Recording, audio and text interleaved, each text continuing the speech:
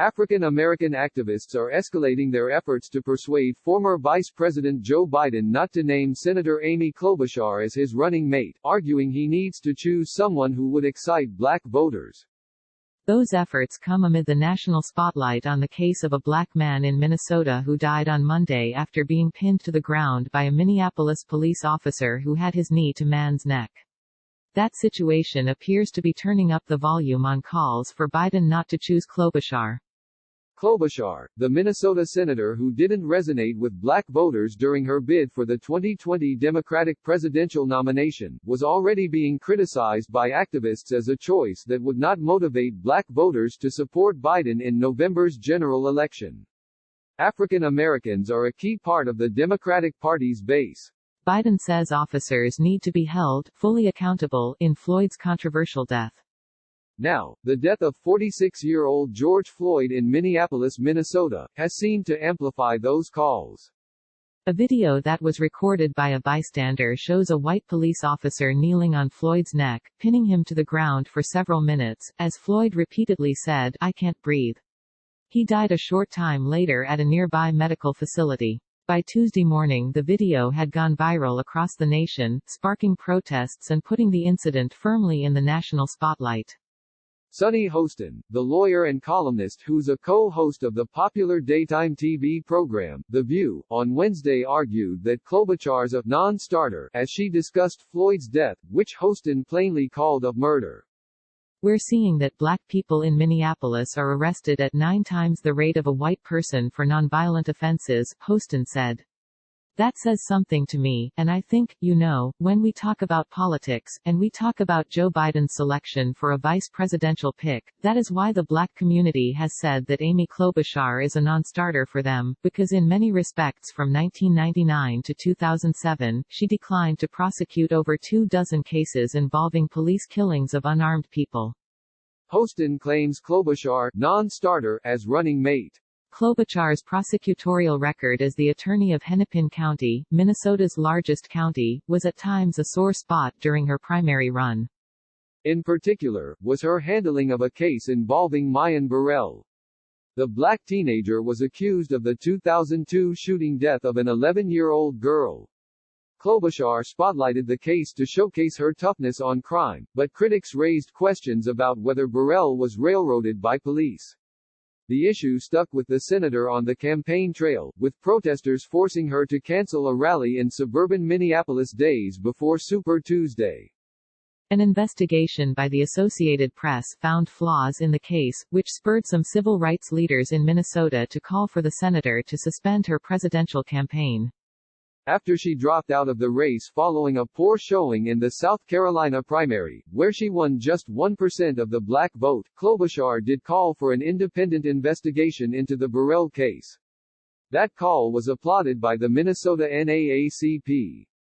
Biden said in March that he'd name a female as his running mate if he won the nomination.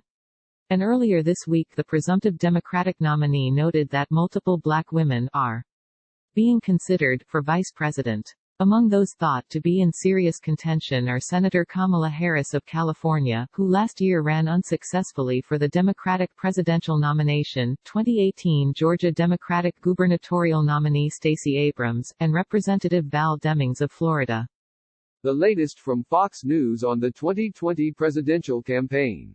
Earlier this month, 7 black strategists wrote an op-ed in the Washington Post urging Biden to select a woman of color as his running mate and warned that Klobuchar, if named, would only alienate black voters.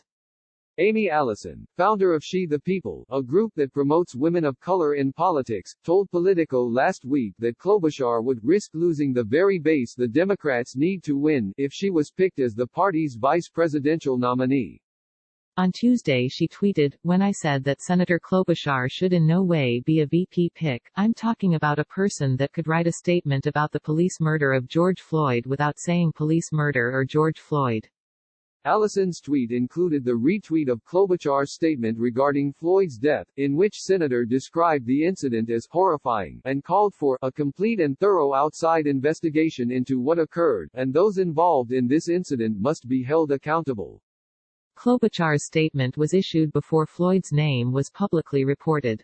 Minnesota Attorney General Keith Ellison, who is black and who supported Senator Bernie Sanders in the Democratic presidential primaries, tweeted, "At Amy Klobuchar, thank you. Great statement." Since ending her White House bid, Klobuchar's endorsed a slate of racially diverse down-ballot candidates across the country, has worked with Abrams to push for vote-by-mail bill that enjoys minority support, and wrote a bill that would give students at historically black colleges expanded access to broadband. Klobuchar's many supporters point out that if she's named as Biden's running, she'll boost Democratic efforts to recapture the white working-class voters in Wisconsin, Michigan, and Pennsylvania who backed Donald Trump in 2016, helping the GOP nominee to narrowly flip the three Rust Belt states that had long voted for Democrats in presidential elections.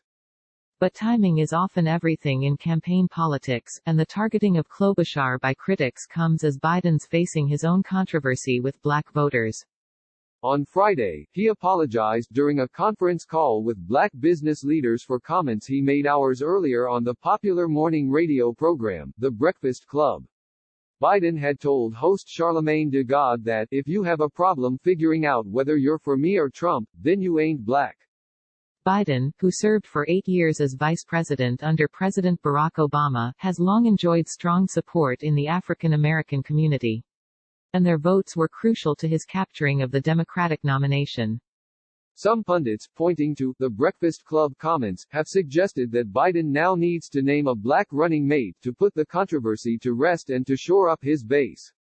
But Fox News contributor Donna Brazile disagrees.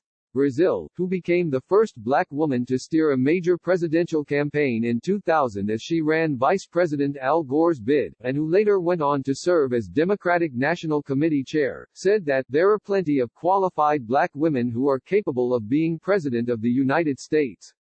She should be considered based on her merits, qualifications and most importantly, the ability to serve as President of the United States."